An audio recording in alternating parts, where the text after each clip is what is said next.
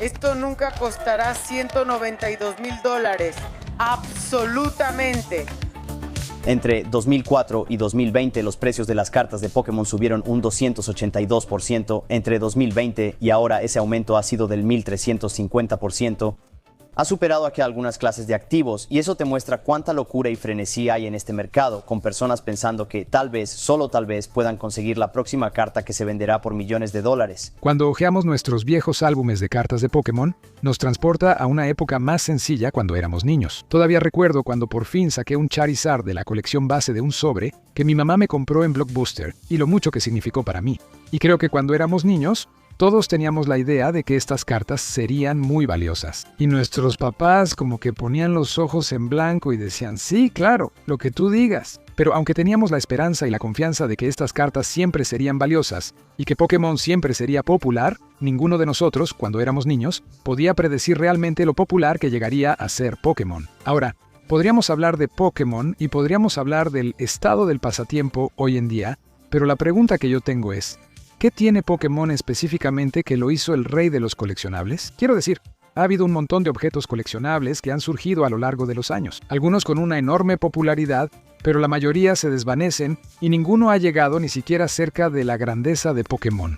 Definitivamente no durante 30 años. Entonces, ¿qué tienen estos pequeños monstruos de bolsillo japoneses que lograron capturar algo tan especial? Si queremos averiguarlo, tenemos que regresar al principio. ¿De qué trata Pokémon?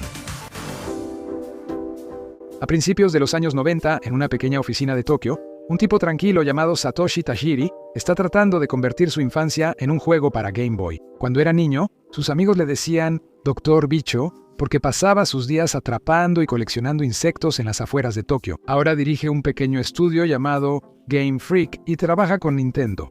Ve el Game Boy y su cable de enlace. Y para la competencia cara a cara, usas el revolucionario cable de video y dejas a tu oponente impresionado. Un simple cable que permite que dos Game Boys se comuniquen entre sí, y entonces se le ocurre, ¿y si pudieras atrapar y coleccionar criaturas y cambiarlas a través de ese pequeño cable? Y en 1996 Pokémon Rojo y Verde llegaron al Game Boy en Japón. América lo recibe un par de años después en forma de las versiones roja y azul. Te despiertas en un pequeño pueblo, caminas hacia un laboratorio y un profesor te da a elegir entre 3 extrañas criaturas y te dice que escojas una. Poco sabes que esta elección sería un momento sorprendentemente definitorio en tu vida. Para mí, fue Squirtle. Te adentras en la hierba alta, atrapas más criaturas, luchas con ellas y poco a poco formas un equipo. Sobrevives a las primeras peleas con unos pocos puntos de vida y empiezas a preocuparte por estos pequeños personajes más de lo que esperabas. Luego, el juego te sorprende con un momento que todos recuerdan. Tu inicial gana una batalla de más, la pantalla parpadea y la música cambia. Tu Pokémon está evolucionando. Mecánicamente, solo es una mejora de estadísticas, pero para un niño, es la primera vez que algo de lo que has estado cuidando cambia por completo y aún así sientes que sigue siendo tuyo. Tu primera evolución te enseña algo que el juego nunca dice en voz alta. Crecer no significa reemplazar. En ese momento, el juego te cuela una regla sobre la vida, tanto como sobre las estadísticas. Si te mantienes con algo, puede volverse más sin convertirse en alguien diferente. En menos de un año, hay un anime en la televisión, una película en los cines y quizá lo más importante, el juego de cartas coleccionables más popular jamás creado. Cuando era niño, mis colecciones favoritas de cartas de Pokémon eran la Base Set y Team Rocket. Y hace un tiempo, me puse nostálgico y de hecho mandé a calificar una vieja carta de Charizard que tenía. Y aunque fue genial finalmente tener una encapsulada, todo el proceso toma tiempo. Tienes que inspeccionar las cartas, enviarlas por correo y pasan meses antes de que te las regresen. Pero en realidad hay una nueva forma de abrir cartas calificadas en una sola experiencia fluida y eso es gracias al patrocinador de hoy, Arena Club. Arena Club convierte todo el proceso de coleccionar cartas en diversión instantánea. Puedes abrir paquetes digitales desde solo $5 o $25, pero los paquetes incluyen cartas calificadas reales con algunos tesoros realmente increíbles. Las 2 últimas veces que abrí paquetes Slab en Arena Club, obtuve este increíble Pikachu gordito en PSA 10 y este clásico Mewtwo del set base japonés en PSA 9. Voy a abrir uno ahora, pero mira esto. Cada paquete Slab te muestra exactamente lo que hay dentro y las probabilidades de obtener cada carta antes de comprar. Vamos a abrir un paquete Slab de Pokémon Rubí. Ese Umbreon de Skyreach es una carta increíble que me encantaría conseguir. Vamos a ver qué nos sale. Vamos, saquemos algo bueno. Parece que conseguimos un Ivysaur en PSA 10. Es la reimpresión del set base antiguo, así que es algo vintage, no está nada mal. Justo cuando abres un paquete, Arena Club te dará una oferta instantánea, que es el 90% del valor de mercado justo de la carta. Creo que voy a aceptar la oferta en esta y lo intentaré de nuevo más tarde. Abrir paquetes Slab en Arena Club es genial porque obtienes increíbles cartas calificadas sin todo el proceso de inspeccionar, enviar por correo y esperar. Y Arena Club fue lo suficientemente genial como para darnos un código promocional especial para nuestra audiencia. Obtén un 20% de descuento en tu primer paquete Slab o compra de cartas cuando vayas a arenaclub.com/arenaclub.com, Pokebunch y uses el código promocional. Pruébalo y dime qué te sale. Gracias de nuevo, Arena Club, por patrocinarnos hoy. Ahora volvamos a las cartas vintage de Pokémon. Hoy en día no se puede negar que todos vivimos en un mundo Pokémon. Y déjenme ser la primera en darles la mala noticia a ustedes, padres. Esto no se va a ir. Esto solo va a hacerse más grande y mejor. Una nueva generación de niños descubre Pokémon por primera vez con su generación y elige a su inicial. Los jugadores mayores se alejan, muchas veces por la secundaria, la preparatoria, la universidad, la vida.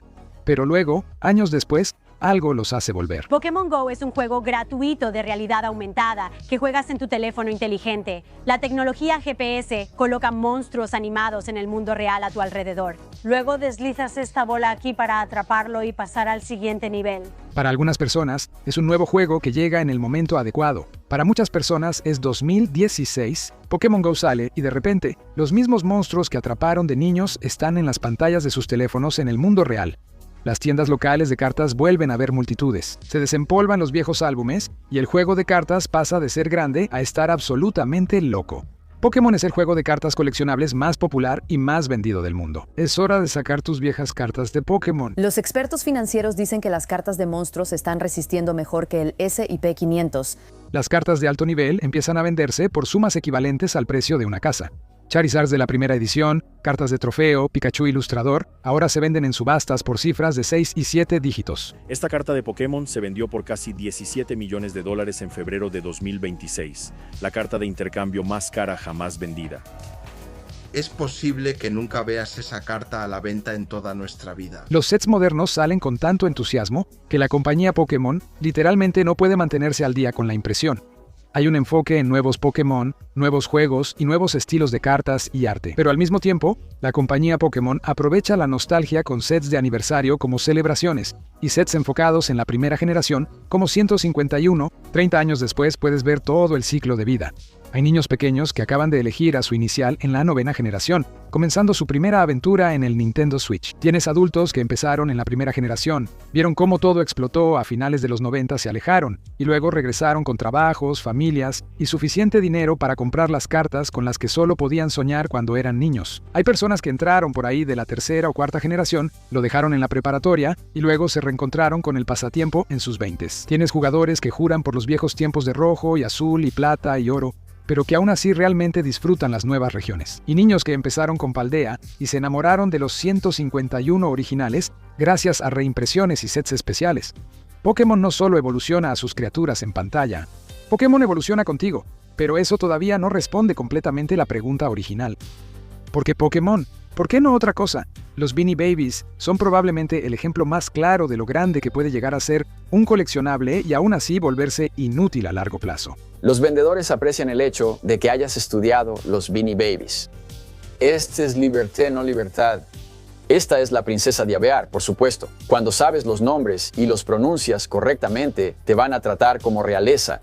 La gente los trataba como acciones de primera en los años 90. Dejaban las etiquetas puestas, compraban vitrinas. Algunas personas tenían habitaciones enteras dedicadas a los Beanie Babies. Hoy en día, cuando alguien quiere decirte que cierto coleccionable va a desplomarse, simplemente dicen, va a ser como los Beanie Babies. Esa frase se volvió el remate del chiste. Así de completamente colapsó. ¿Pero no es tierno? ¿Qué preferirías tener, un auto nuevo o a Peanut el elfo? Los Funko Pops siguieron el mismo camino, quizá incluso más rápido. Pasaron de ser un pasatiempo peculiar a ser percibidos como consumismo barato y sin alma en solo una década. Y luego Funko literalmente tiró inventario valuado en $30 millones a un vertedero, lo que básicamente mató cualquier ilusión de escasez que sostenía todo el asunto. En cuanto a las cartas, muchos dirán que Magic the Gathering es genuinamente uno de los juegos mejor diseñados de la historia. Estrategia profunda, un verdadero techo de habilidad, décadas de juego organizado, pero se quedó en las tiendas especializadas. Nunca se convirtió en el universo infantil por defecto. Nunca tuvo una caricatura que todos los niños vieran después de la escuela. y Konami básicamente saboteó a Yu-Gi ellos mismos. Cada vez que una carta se volvía demasiado poderosa o valiosa, la reimprimían hasta el cansancio. Aunque para ser justos, mucha gente argumenta que eso en realidad es algo bueno. Las tarjetas deportivas tuvieron épocas enteras de sobreproducción, donde las compañías saturaron tanto el mercado que la mayoría de las cartas de los 80 y 90 básicamente hoy no valen nada. Incluso las de los miembros del Salón de la Fama. 19 colecciones en cajas, apenas $10 por colección. Apenas $10 por colección.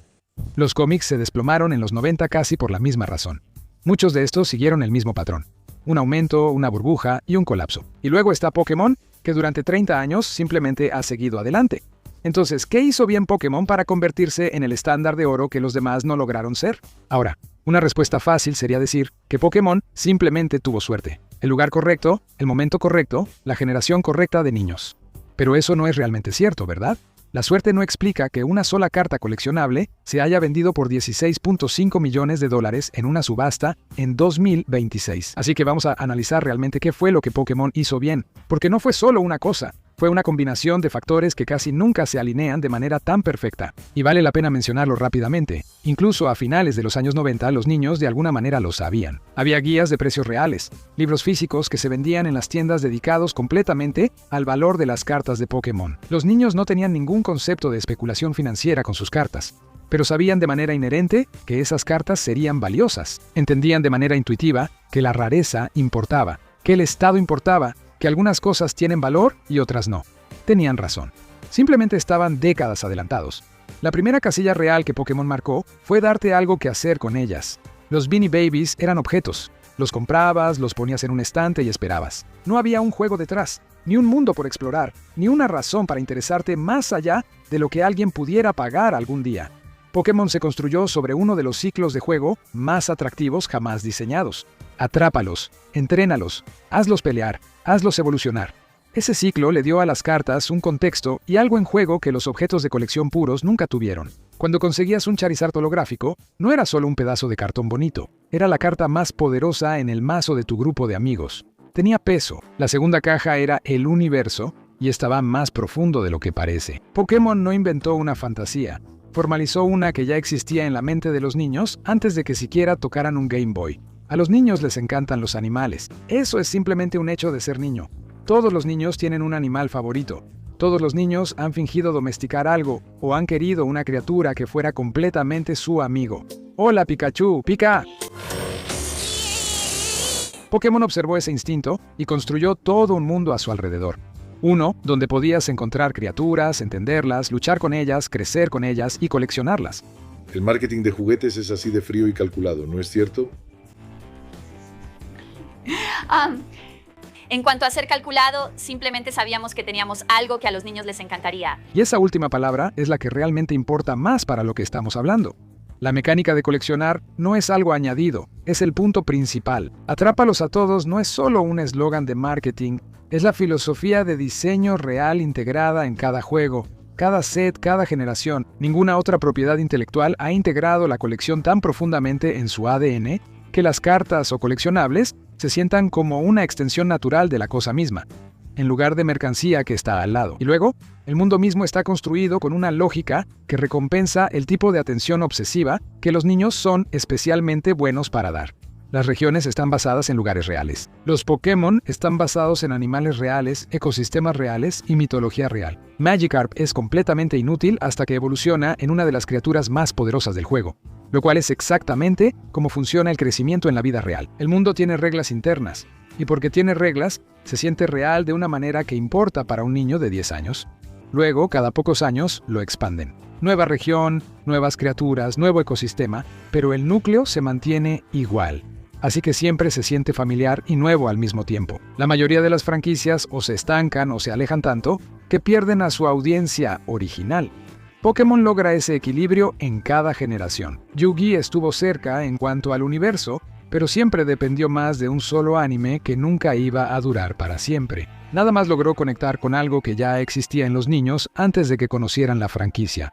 Lo tercero fue una escasez que sí perdura. Cada objeto coleccionable intenta fabricar escasez. La mayoría de eso se viene abajo, porque o la compañía produce demasiado o la cosa deja de importar.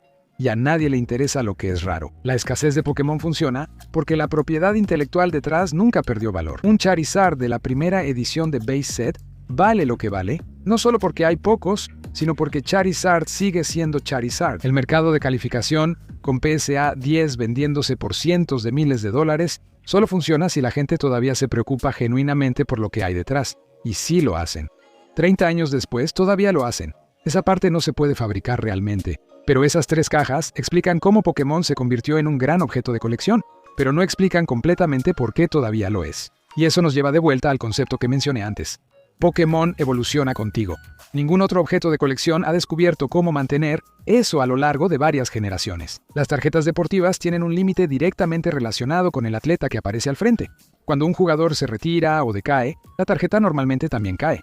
Pokémon no tiene ese problema. Pikachu no se retira, Charizard no tiene temporada baja y Mr. Mime no tiene ningún escándalo que sepamos. Y la compañía Pokémon ha manejado la nostalgia con una precisión que la mayoría de las empresas de entretenimiento nunca supieron aprovechar como un recurso renovable que han aprendido a usar en los momentos exactos. La mayoría de los objetos coleccionables alcanzan su punto máximo porque eventualmente todos los que se van a enamorar de ellos ya lo han hecho. Pokémon simplemente sigue encontrando nuevas personas que se enamoren de él y sigue encontrando formas de atraer de vuelta a todos los que ya lo hicieron. Cuando Satoshi Tajiri vio esa escena de evolución en la pantalla de un Game Boy, ese momento en el que lo que has estado construyendo no se convierte en otra cosa, simplemente se convierte en algo más.